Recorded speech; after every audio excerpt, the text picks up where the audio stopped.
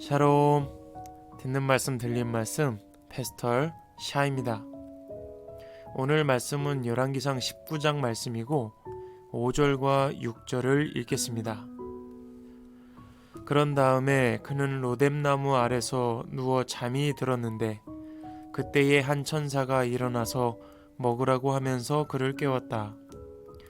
엘리야가 깨어보니 그의 머리맡에는 뜨겁게 달군 돌에다가 구워낸 과자와 물 한 병이 놓여 있었다. 그는 먹고 마신 뒤에 다시 잠이 들었다. 아멘. 오늘 말씀은 엘리야가 갈멜산에서 바알과 아세라 우상을 섬기는 자들과 대결을 벌인 이후에 일어난 일들을 기록하고 있습니다.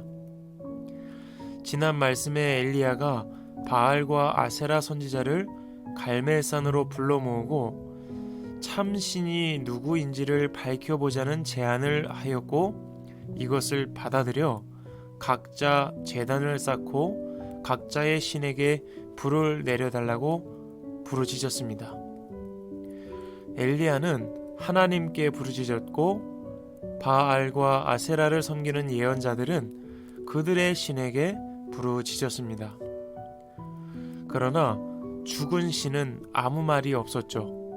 오직 하나님께서 엘리야의 제단에 불을 내리심으로 살아계신 하나님을 드러내셨습니다.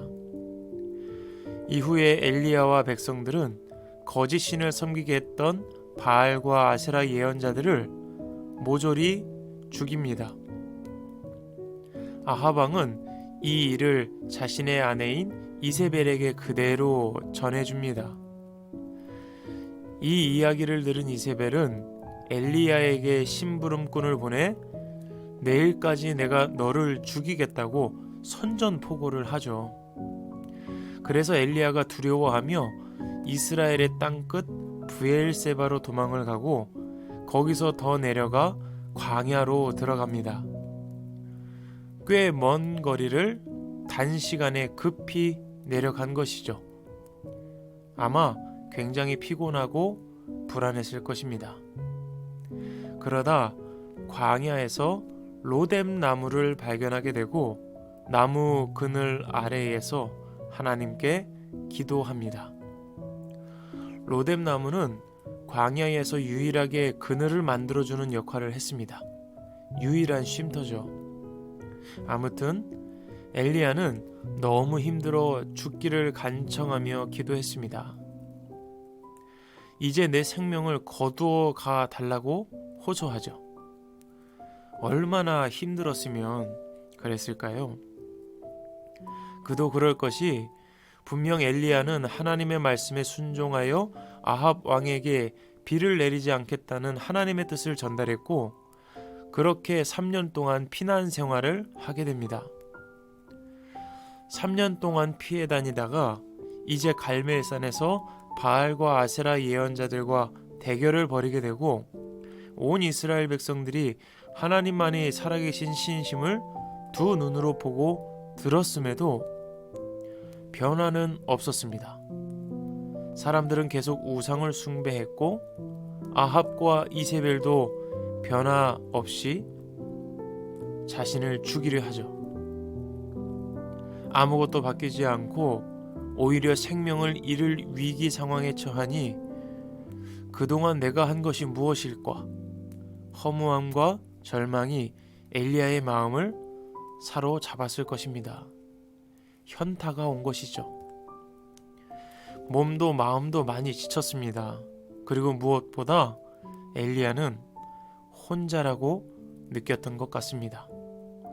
왜냐하면 하나님께서 엘리야야 너는 여기서 무엇을 하고 있느냐 물으실 때 엘리야가 나만 홀로 남았는데 이세벨이 내 목숨마저도 없애려 한다 고백하기 때문입니다. 그런데요, 하나님은 그런 엘리야에게 따뜻한 빵과 물을 공급해 주셔서 힘을 얻게 하셨을 뿐만 아니라 엘리야는 혼자 남은 것이 아니라 바알과 아세라 신상에게 절하지 않고 믿음을 지키고 있는 7,000명이 있다는 사실을 알려주십니다. 그리고 아무런 소망이 없는 엘리야에게 이제 해야 할 일을 알려주십니다. 바로 하사엘에게 기름을 부어 시리아의 왕으로 세우고 님시의 아들 예후에게도 기름을 붓되 북이스라엘의 왕이 되게 하고 마지막으로 아벨 무홀라 출신 사밧의 아들 엘리사를 예언자로 세우라는 것입니다. 그리고 엘리야가 이 말씀에 순종하여 길을 가다가 사밧의 아들 엘리사를 만나게 되고 엘리사가 엘리야를 따라가는 내용을 마지막으로 오늘 말씀이 맞춰지고 있습니다. 여러분은 들으시면서 어떤 말씀이 기억나시나요? 저는 지친 엘리야를 위로하시고 힘주시는 하나님이 기억에 남습니다. 엘리야는 지금 몸도 마음도 지쳐있고 고통스러운 현실에 소망조차 잃어버렸습니다. 그래서 생명을 거두어달라 기도했던 것이죠. 그런데 하나님은 그를 버려두지 않으시고 찾아오셔서 따뜻한 빵과 물로 지친 육신을 위로하시고 혼자라고 느끼는 엘리야에게 동역자가 있음을 알게 하셨습니다.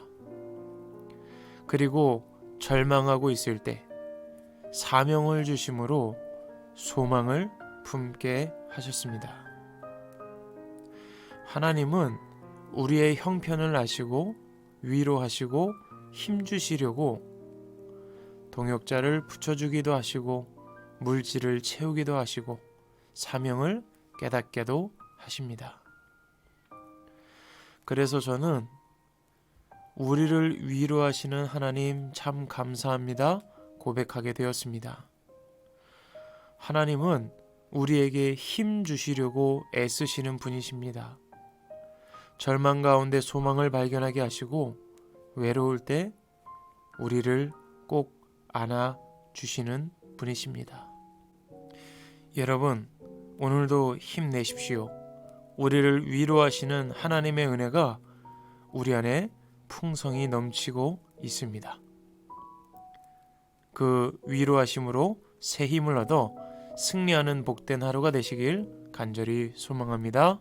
지금까지 듣는 말씀 들린 말씀 샤라라TV 김종희 목사였습니다. 샬롬.